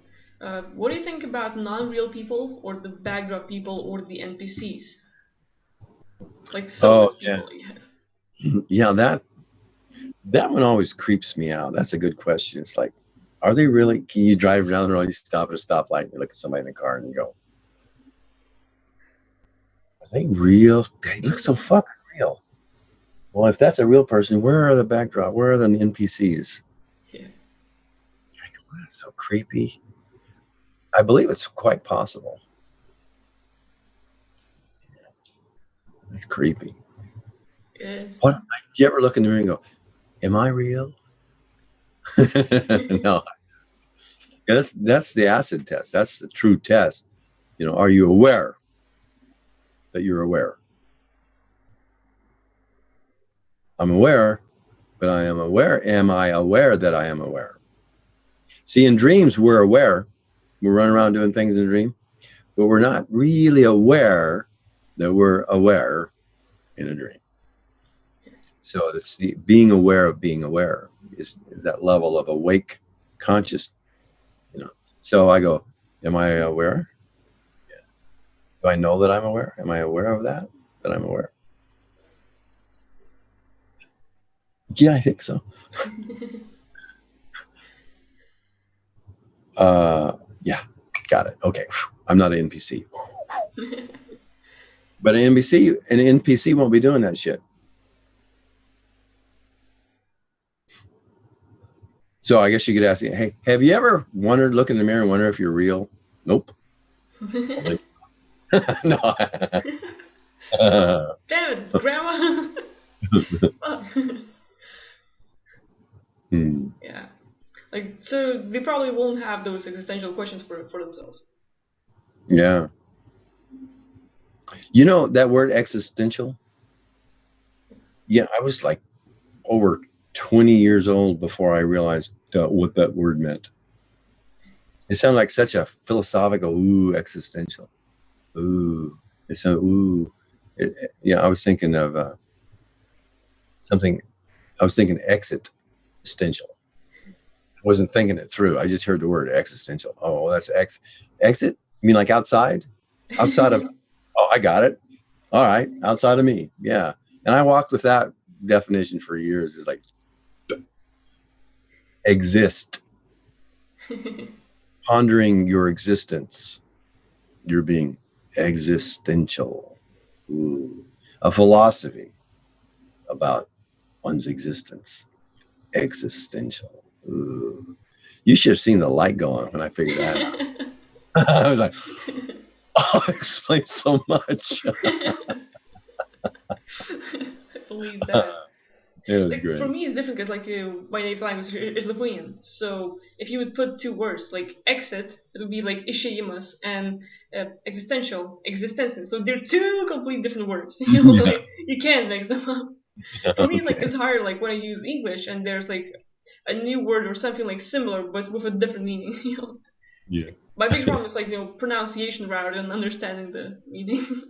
Yeah. But anyway, yeah, moving on. Um, Next question is, what is the strongest kind of emotional luge for the Archons? I think it's extreme terror. I think they love that. Um, yeah. Yeah, it's terrible. But I think they'll feed off almost any emotion though. I don't think they like love, that kind of wonderful vibrational experience. Well, just get out of here. But yeah, they love that other stuff. It's a lot like a bully. A bully likes to, they feed off that emotionally, bullying somebody. Same sort of phenomenon. Yeah. Yeah. And like, speaking of, the Archons and love and stuff like that, since I give a lot of sessions, like I always get different insights when working with people and different issues, and like most of them, like I get most insights when I do sessions regarding entities. And one would think like entities and like those that like mess with people are just like archons, like they're evil and they want to harm you and they're like just gonna fuck with you, and that's it. But as I do sessions, a lot of times I get into a place where I end up giving sessions to an entity messing with the person. And Yeah. as you talk with the entity and like give the session to an entity, they're afraid as can be to be alone. And like some of them, like I'm not saying all of them, but entities are also slaves of the archons. Like those are freaking bullies, and these are like just beings that were messed with, and now they're terrified and completing all the commands of the archons because that's their only way of existing. And so I've been giving sessions and stuff, and like giving like like release work on entities, and they get into a point where like they're afraid to leave, and being with a person and messing with them is their only way of existing. Or if they do not do their job, like messing with the person in one of the ways, the Archon will kill them. So they have like no choice, and they have to mess with the person, even though some don't want to, but that's their only way of existing. And so I end up like giving a session to an entity, and like in a few sessions we actually created a place, like a realm for the entity to live, and like invited the entity to be there. Like, hey, come on here, check this place out. And like we have like a realm with like chickens and stuff like that. And the entity was like, oh my god, chicken, and they were petting the chicken and stuff and Aw. playing. And all of a sudden, that entity turns into a normal being like everyone else here who wants love and appreciation and approval and well that. And so you create a realm for that, and like put a defensive shield, like no archon or no bad being can enter. The entity is safe. Bye. Like doesn't want to interact with human anymore. Just wants to be in that role of alone and play and enjoy life. So like there's a lot of ways, but like you do these kind of sessions and you get like a lot of insights. Like I don't know what's gonna happen. Like every session is different. But finding these sort of things, like giving sessions to entities and just realizing that they're just like us, they're terrified, they're being messed with, and they want to live a life just like us, in other realms. So that's pretty neat. Like different insights. It's pretty Wow. helpful. So you're giving a client a session, Yes. and you end up you're giving him a session, but sometimes you shift over and you're giving the entity the session, Exactly. the entity that was messing with the client. Yes. And so you get all that wrapped up. What's the clients think of this? They think does it work for them? Do they understand what's going on? Well, like I explained the process and what we're gonna do and what we're going through and what's exactly happening in their world in my beliefs. Like it's not like I know it all. Like it's just I believe that that's the way it is. It's a possibility. So let's just go with that. If it's not, like we're gonna change it up. And like I explained the process and what we're gonna do. And most of the time they can either hear the entity or see them. Like people who are being messed with, like they have the insights. Like so they can hear the entity and they can talk. So like, hey, ask this question. They ask the question. They tell me the answer, and we keep communicating like that, right? Because I can see entities in person, but not through camera. So when we meet up, like if I was to give a person with the entity, like if I was to give a person a session who's like right here in person and they had entity problem, I could see the entity, I could communicate with it, and I could do the process myself. In the camera, like we're like someone's in America and I'm here in Lithuania, and with this sort of session, yes, it's different, but like they communicate with the entity themselves, asking the questions, they get the answers, I get the answers back, and like it's just a circle. But it's pretty neat. Like basically, after we created the realm for the entity and the entity left, like they never had a problem again. Like free, you know. So Wow. And it's is pretty there neat. in soul contract revocation Yes, sessions, yeah, or yeah, yeah. it's not even just a straight entity session? It's a soul contract Yeah. revocation session Yeah, you're giving. because they felt like, oh, I have an like agreement with this entity that is here, or just I agree that there is this entity, and okay, we remove like, okay, the entity is not there one, but they're still there, like they're messing with you, so like, okay, let's just find another thing, like another way to go with this, and I'm just exploring like as much as possible so that we could just get rid of it, and eventually, like when talking to the entity, you get like lots of feedback and realize that they're slaves as well. Like they're just like us who've been messed with, brainwashed, and if they don't do commands of the archons, they're gonna be messed with and killed. And so what was their choice? Wow. And that's like what I realized. And a lot of times, like there's a lot of good beings who are being messed with, and that's their only way of survival, messing with us. And also a lot who are really completely bullies, dark entities, and like will lie to you a lot. Like there's times when I give a session to the entity, and the entity is lying. Like I don't know that. but I just go with it, like, and you have to play games like mind games just like to get there eventually. Where I ask a question, like eventually I hit it, like I hit their spot, and like where they go like, oh, wait, and they stop and they start thinking, like the entity goes inside or something, like looking inside. But it's pretty neat. So there's all kinds of things. Like I'm just like fascinated by that work because like there's tons of insights. So I love understanding more. Wow. So if somebody wanted you to give them a soul contract revocation session, what would they do? How do they go about that? Where do they find you and all that? They go to richquest.net, and there's probably my I don't know web there as well, like, or just a link. Sessions by Akvila. Yeah, something like that. Yeah. And they choose their time and they book it, and then we schedule a time. We discuss their issues and just go at it. Find the right issue to work with at a time, and just I will look for their agreements, ask them questions, write it down. We do revocations. I guide them through the whole process, and we just do as much as possible in that time. Great. Yeah, and it's like if you're getting a soul contract session from her, you want to take the course first, learn the materials. But if you want someone to help you, the course is made so you can do your own soul contract sessions yourself. That's how I built the course.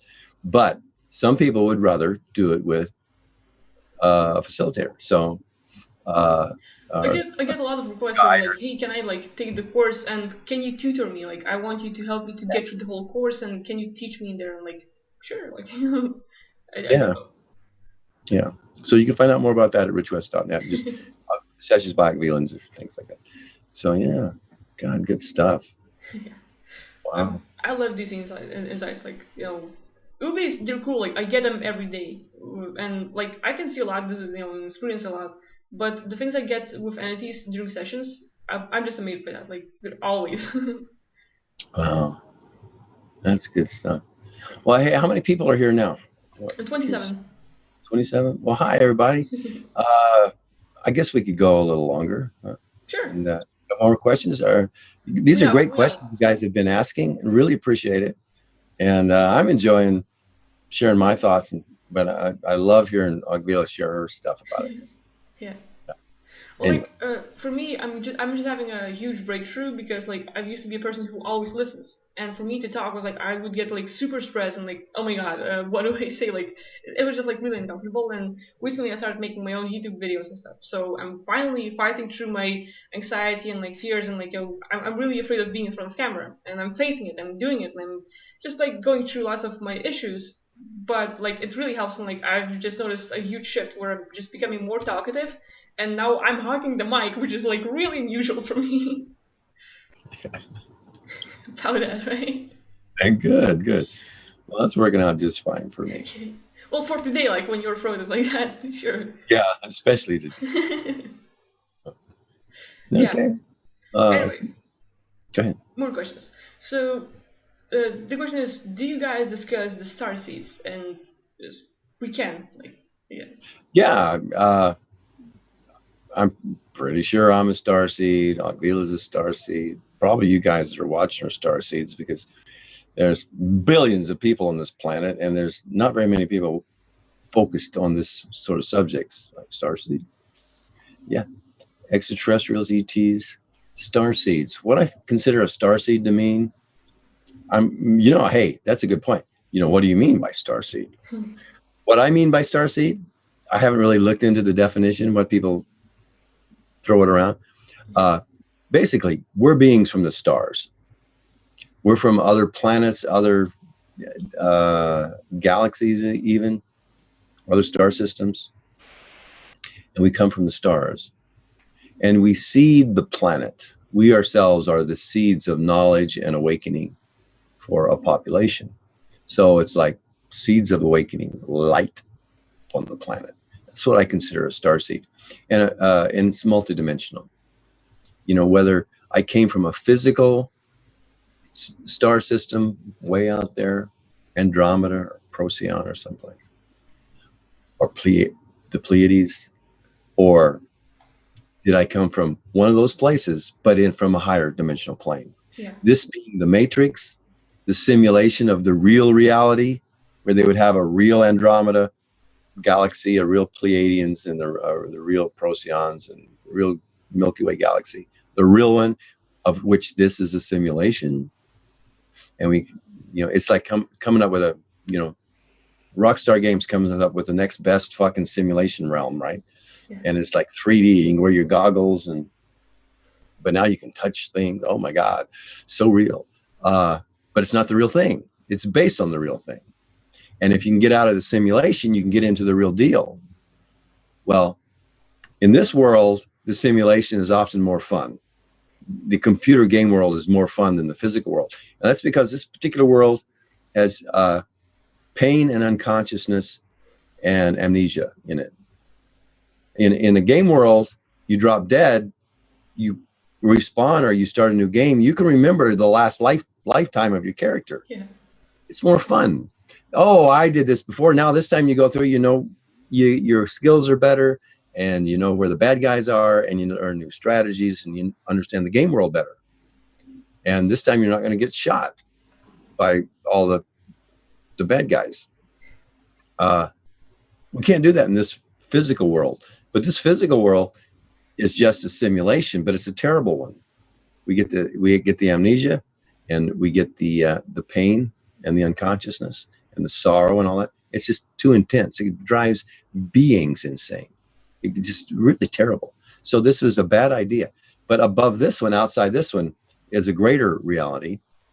And in those realms, we do exist. So starseeds can come from the higher planes, from various star systems, and seed themselves into this matrix or this simulation or this third density reality, and then seed ourselves into physical world, physical earth plane as light. So that's my thoughts on starseeds. What do you think about starseeds?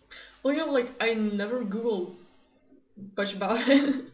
Oh, okay. Like I've heard the terms of like indigo kid or like crystal kid or rainbow or like all those sort of things. Starseed just seems like similar to those to me. Like, but I haven't really like, went into it and Googled it. Yeah. So yeah, no research there. Like I like your explanation. That makes sense. And another question: do you look the same as you are here? Like, let's say when you're in astral or OOBE. Younger. I have looked in the mirror a few times, and like the reflection in water and stuff, to see what I look like on purpose. I look, and oftentimes it's a younger version of myself. It's it's my between 18 and 22 version. But more recently, I see myself with the beard and the whiskers and stuff. But yeah, it's just. But you could consciously, if you focused on it for a while, you could probably change your features and your look. So you go into a realm and a world, and it's like an actor going into, you want to look the part, so you put on the makeup and the costume, and you get that certain look going because that's the part you're going to play. You can do that in your out-of-body experiences, and we usually default. We don't even think about it, and we show up somewhere, and we look the way we look. Yeah. It's often, especially when you're first starting out, you're often going to look like a better version of yourself here. Sometimes you can look worse. Like all beat up and kind of hardcore and dark circles. Horror? No. No. Come on. No. Not quite. Damn. But you can look kind of rough sometimes. Yeah. And for me, like, I get both. Like, I mean, not both. Like, I get lots of cases, but, like, duality here is, like, sort of in the physical realm. Because, like, in most of my out-of-body experiences, there is no sex. No, female or male. Like, it's just one. Yeah. Like, I see it a lot and experience it a lot. Like, mostly, like, I guess, like, 40% I'm a girl, like, 10% sometimes guy, and then the rest is, like, just being no sex. Mm-hmm. Yeah. It's called androgynous in English. And okay. Androgyny is the subject, and androgynous is, I guess, the adjective. an androgynous being. They're right in the middle. They're not male, they're not female. They're kind of in the middle there. That's a new word I should write down. Yeah. So yeah, do we need some protection before we go out of body?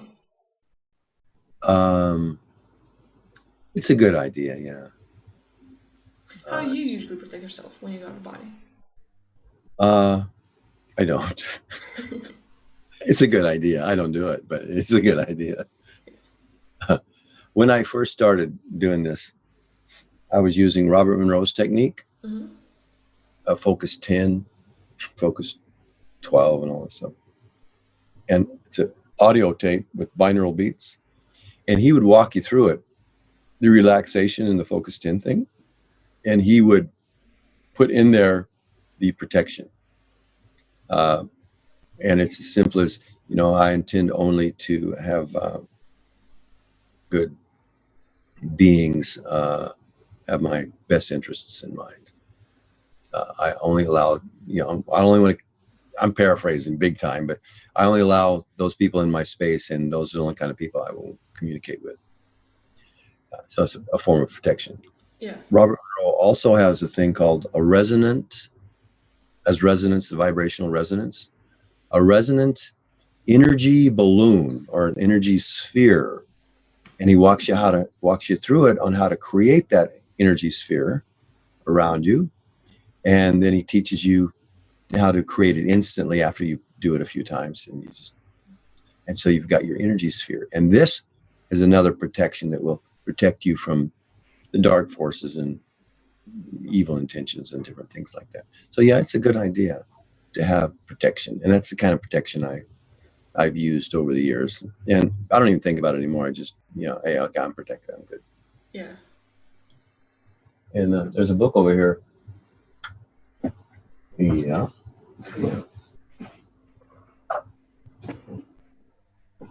I read some years ago. I've had this about 30 years, I guess. And yeah, get some tips out of there. Just kind of keep it in mind so you have your psychic protection. Yeah. Mm-hmm. Yep. Okay. Another question, probably to our earlier conversations, like person was wondering, like, don't we go out of body when we sleep? Yeah, I believe most people do. Every night, they shift consciousness, and they're in another realm. They just don't remember it, or they're not awake enough during the experience to be fully functional in that environment. Yeah. I mean, they'll get along. It feels like a dream, and they're not aware that they are out of body. It's just a dream, and they don't even think that they're in a dream. They're just walking around doing things. And then they get back here, they may remember some of it as a dream, but it was an out-of-body experience, in that they've consciousness shifted into another realm. And it's almost a new definition, or a kind of definition for the experience. You can be in a place and looking around, and if you're fully wide awake and aware, and you know, wow, this is not the physical world, but look, I'm here, we would label that out-of-body experience. You can be in the same place with not that level of awareness, and you go, wow, what an amazing dream. Same place. You didn't move. It's not a different place. It's the same place. But now you're not calling it an out-of-body experience because you're not that awake and aware that you're here in this non-physical realm. This is not the physical world. I'm certainly not in my physical body, but I have a body. Look, wow. And you label it. Your logical thinking says, well, I'm not in my physical, so I must be out of that body, and I'm in this one. Yeah. So that's an out-of-body experience. But the same place, if you're not quite as awake, or your upbringing or your education or teaching is that, oh, look, I'm in a dream and I'm awake in my dream. I'm lucid dreaming. What a neat dream. I'm awake in it. You don't think out-of-body experience, you're thinking lucid dream, same place. Different education, different beliefs about the same phenomenon. And then if you're even less awake, you don't realize you're lucid, you don't realize it's a dream, you're in the same place, looking at the same things. but now you're just moving around in the environment, doing what you do, going after somebody, ducking, hiding, climbing, moving around, talking to people. But you're not aware enough to realize this is non-physical reality experience. This is not your physical world. This is a thing I'm doing, but you're not even aware of it. You're just doing it. Yeah. And if you're awake enough, you can remember the dream. But if you're even another level of snooze and you're still having the dream, you'll wake up in the physical world and you can't remember anything. There are other factors that deal with the ability to remember dreams. Lucid dreams, not about experiences, but how awake you are in the now while you're there is one of them. Yeah. And like what fascinates me the most is also the possibility of having an out-of-body experience while you're awake. Like I do this sometimes in like shift consciousness, or you like were giving me the guided OOBE. You know, like I'm still awake, like I'm just listening to you, but I get that experience, and I'm like, that's pretty neat as well. Yeah. Yeah. Good at that. And how are you doing? Like, do you want more questions? You know, like, what's up? Yeah, I guess we can go till 12. Okay. Yeah. Yeah, we're good for another about 15 minutes or so. Sure. So another question is, have you tried to create a game or cartoonish kind of world? I haven't done it on purpose, but I've been in those kind of worlds and realms. Yeah.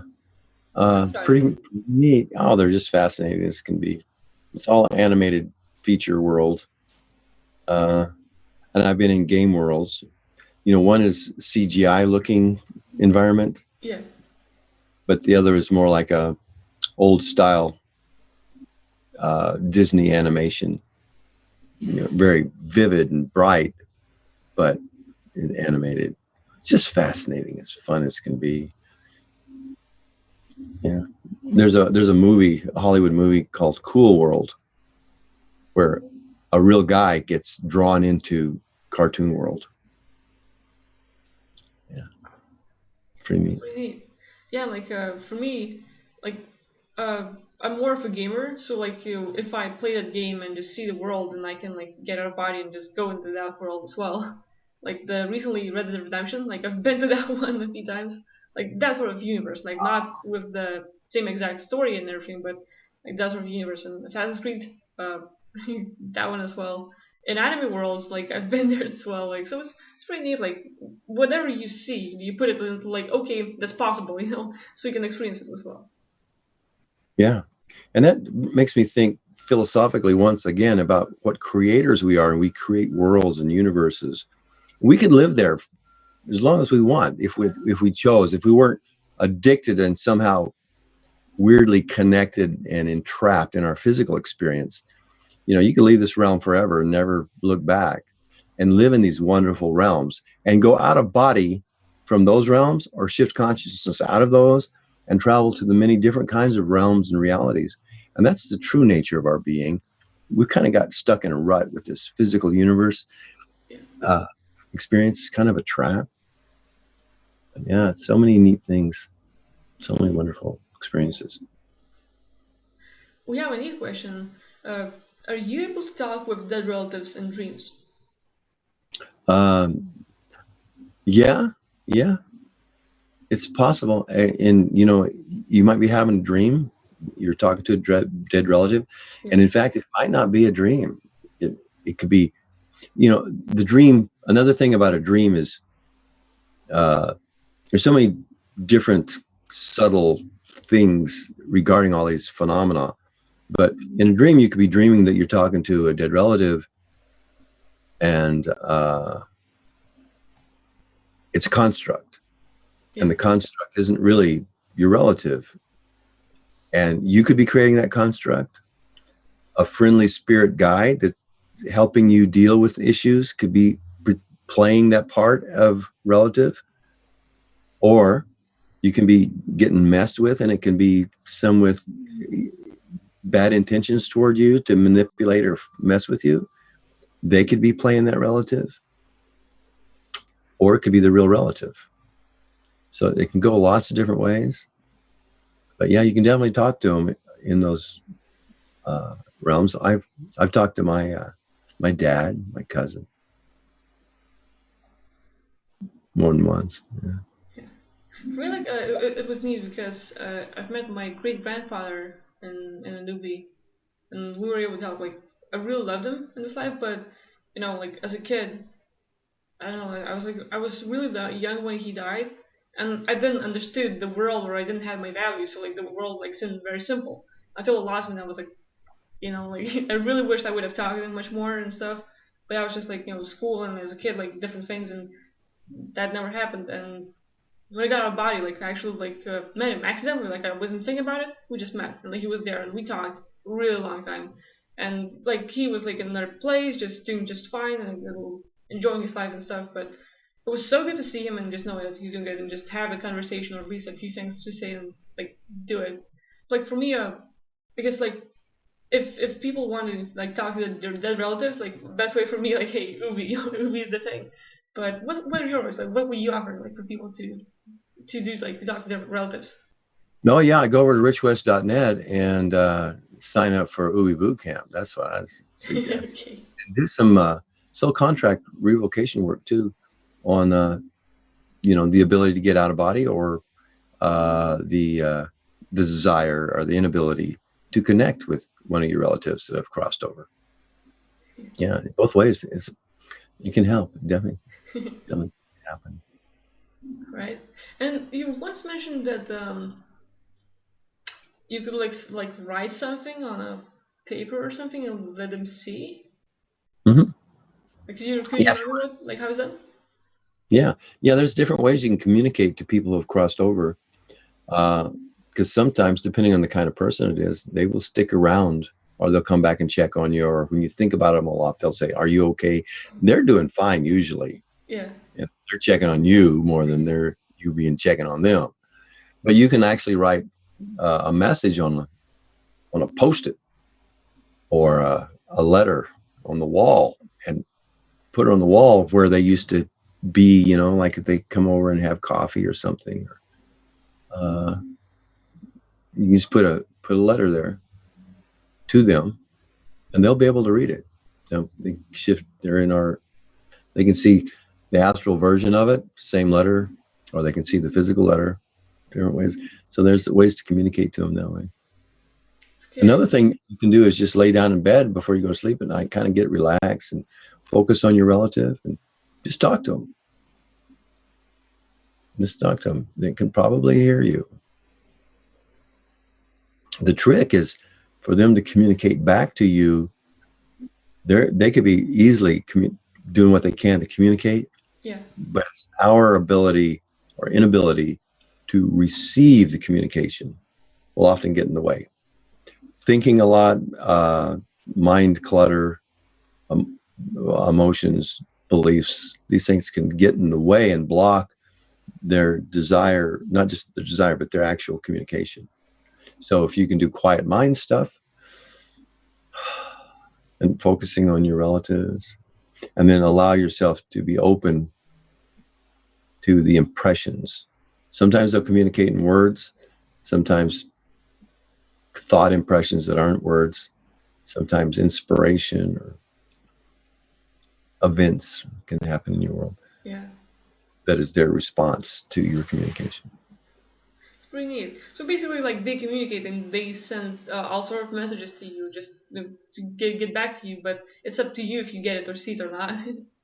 Right. Yeah. Yeah. Right. That's good. Another interesting question: will the mind wipe machine still affect us when we die? Will a MyLab machine affect us when we die? Will the mind wipe machine affect us when we die? Oh, yeah, about that. Depends on who you are and what you're doing and what you have done and where you're going. And it's going to affect some people, while other people, well, when you drop dead, or your body drops dead, you don't get an instant mind wipe. It doesn't work that way. You still remember what you were doing in your life. Yeah. And look around and you'll kind of get orient yourself in the realm you're in, and you can consider what you just came from, the physical experience. No mind wipe. Then you'll talk to some people. If you're going to get a mind wipe, you're going to be talking to some people. You're probably going to, you may or may not see a light and go to it, but you'll be in a realm where your spirit guides are going to be interested in the life you just lived and want you to be interested in it. You don't have to be interested in the life been there, done that. I'm out of here. I'm going to go explore the universe. They go, no. Well, what about your friends? How about, wouldn't you like to improve the quality of your human beingness and just be a better person? No.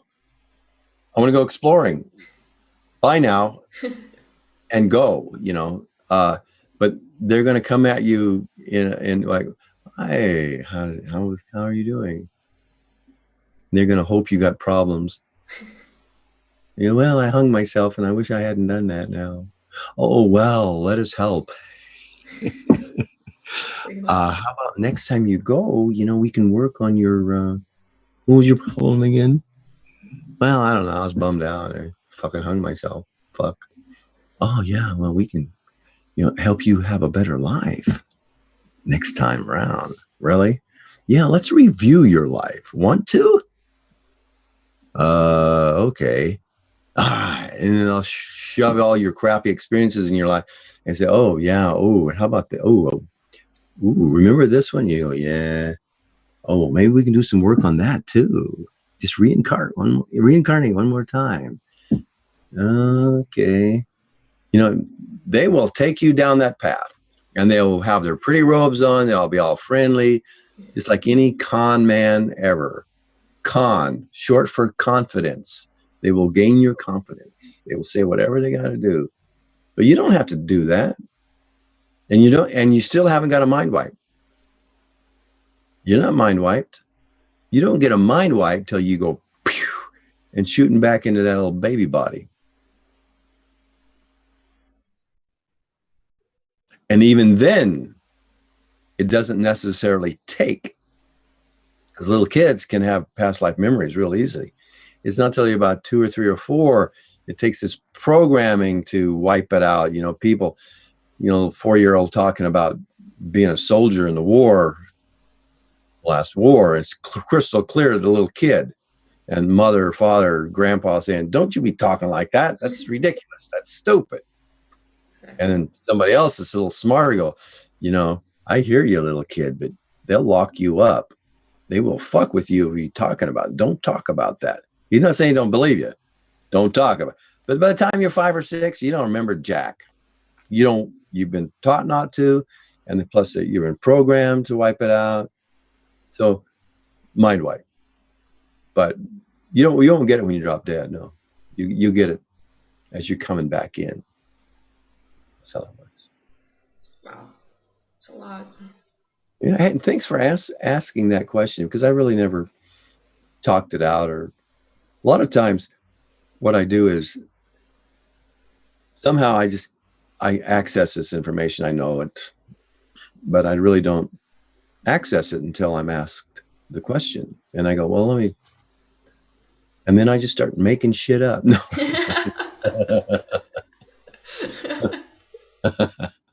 Why not, right? Everybody else is. No, but it just comes to me. We're accessing the Akashic record, or the mind of God. That's your own mind expanded. That's you. You just tap into the knowing sort of thing, whatever. And then I'm able to share it, and it comes out, and I go, well, that sounded pretty good. I'll just keep talking. Like that. Yeah, you're pretty damn smart. Ooh, thank you. Well, I'm looking at, it looks like it might be about time to wrap it up. Sure, we can do that. Okay. I want to thank everybody for showing up. How many people are here now? 29. Wow. Thank you so much for showing up. Really appreciate it. And if we didn't get to your questions, apologize for that. But certainly enjoyed the questions, and it's great talking to y'all. Yeah. And we're going to upload this stuff, and so you'll be able to find it on on my channel and Ogvila's channel. So great. Yeah. Is there anything you'd like to say before we wrap up? Just again, thank everyone who gathered here and asked us the questions and just kept us engaged. And this is really fun when there's so many people just engaging with each other and being with us. Yeah, really appreciate that. And if you like this sort of thing, give us some feedback in the chat box there. So we get a feel for, hey, you guys really like this? Hey, it's okay, or whatever. So it will encourage us and inspire us to do more of these live chats and live streams talking about these things. Okay. Yeah. And just to mention one thing, some people want us to upload the whole stream, so I guess we can do both. We can upload the whole stream, and then I'll cut it in parts where Q&A and just start talking and upload it in parts.